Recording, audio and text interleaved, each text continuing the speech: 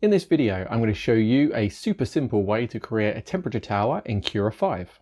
The exact same process works in Cura 4.132 if you're not on Cura 5 yet. The whole process will only take about 5 minutes and will enable you to find the perfect printing temperature for any 3D printer filament you want to use. So what is a temperature tower and why do you need one? Every 3D printer filament has a temperature that it works best at. Manufacturers don't give you this exact temperature, they only give you a range of temperatures that the filament should work in. We need to know this exact temperature, so the only way to find it is to print at different temperatures and see what works best. This is where a temperature tower comes in. When sliced correctly, a temperature tower changes the temperature of the nozzle in increments so we can see what works best. Changing the nozzle temperature during a print is not something we do very often, so we have to use a slightly different process to get what we need. Luckily, there's now a simple way to do this within Cura, and I'm going to show you how in a step-by-step guide. First, open Cura Slicer and look for the Marketplace button at the top. Open it up. It may take a while to get everything ready, but once it's downloaded all it needs, scroll down to find the Calibration Shapes plugin and install it.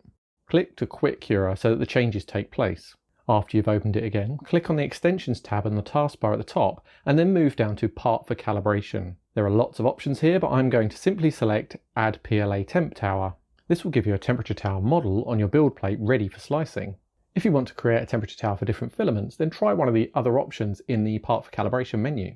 You don't have to use the supplied models, just bring in any model you like and then use the following process to make the temperatures change. There are lots of temperature towers on sites like Thingiverse if you want to use something different, or even create something yourself if there's a particular feature you want to test. With this particular model, it's labelled from 220 at the bottom to 180 at the top, and with each level changing by 5 degrees. Hit Slice, move your model so that you can see it all, and then select Preview at the top. We now need to make a note of a couple of details. First, click on the bottom of the layer slider on the right and drag it up or hit the up arrow key until the base disappears. What we're trying to find here is how many layers the base consists of. This model has 4 base layers. Make a note of this number. Then click on the top of the slider and see how many total layers there are in the model. This model has 378 layers. Make a note of this too. Okay, all we need to know now is how many layers we want to print at each temperature. The simple way to do this is to divide the number of layers by the amount of temperature changes we want. We want the temperature to change after the base, so subtract the thickness of your base from the total layers of your model. In this case, it's 378 minus 4. If my mental arithmetic skills are as sharp as I think they are, that leaves me with 374. We also have 9 temperature changes, so we need to divide the 374 by 9. This doesn't give us a whole number, so I'll just use 41. To double check we've got the right numbers, use the sliders on the right to select one temperature layer and check the number of layers. Now we have all the information we need from our models to set up the temperature changes. Go back to your Extensions tab at the top and highlight Post Processing and then click on Modify G-Code. Click to add a script and select Temp Fan Tower. This is where we will add all of the details we just took note of. First, set the starting temperature. This is the first temperature we want the nozzle to be at. In my case, it's 220 degrees. Next, select the increments that you want the temperature to change by each time it changes. My model is labelled in 5-degree increments, so I'll select -5 so that the temperature reduces by 5 degrees each time. We then need to tell the slicer how many layers to print at each temperature. I worked this out to be 41 for my model.